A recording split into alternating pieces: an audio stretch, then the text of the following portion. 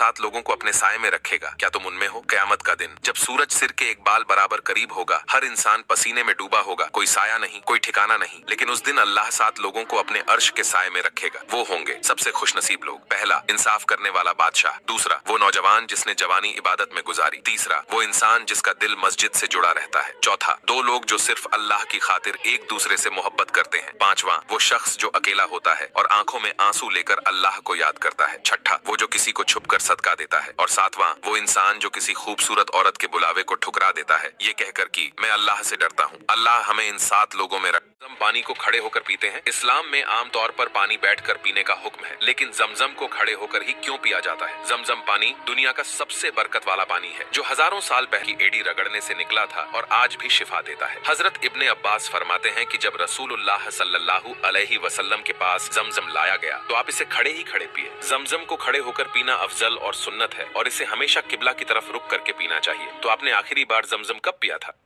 ऐसी अलामतें अभी बाकी हैं जिनके बाद कयामत का इंतजार नहीं रहेगा। जो कुछ बचा है वह इतना खतरनाक है कि जब शुरू होगा दुनिया अपनी आखिरी सांसें गिन रही होगी। पहली अलामत दज्जाल का ज़हूर। रसूलुल्लाह ने फरमाया उसकी एक आंख अंधी होगी और दूसरी चमकते तारे जैसी। वो खुद को खुदा कहेगा। सोचिए, जब हर तरफ झूठ हावी होगा तब सच्चाई पहचानना सबसे बड़ा इम्तिहान होगा। दूसरी अलामत हजरत ईसा का नुज़ूल। वो आसमान से उतरेंगे और दज्जाल को खत्म करेंगे। उस वक्त जमीन पर अमन छा जाएगा, लेकिन सिर्फ कुछ वक्त के लिए। तीसरी अलामत याजूज और माजूज का निकलना। वो इतनी तादाद में होंगे कि नदियां सूख जाएंगी और इंसानियत कांप उठेगी। कुरान में अल्लाह फरमाता है जब याजूज माजूज खुल जाएंगे तो हर ऊंचाई से उतरते आएंगे। फिर चौथी अलामत 3 बड़े जमीन धंसने के हादसे, एक मशरिक में, एक मगरिब में और एक अरब में। उसके बाद आएगा धुआं जो पूरी जमीन को ढक लेगा। लोग दम घुटने से चीखेंगे, लेकिन अब कोई दुआ कबूल नहीं होगी। और आखिर में सूरज का पश्चिम से निकलना। उस दिन अल्लाह फरमाएगा अब तौबा का दरवाजा बंद है। अब सोचिए, हर अलामत पूरी हो रही है। क्या हम वाकई तैयार? क्योंकि कयामत दूर नहीं, वह बस एक अजान जितनी दूरी पर है।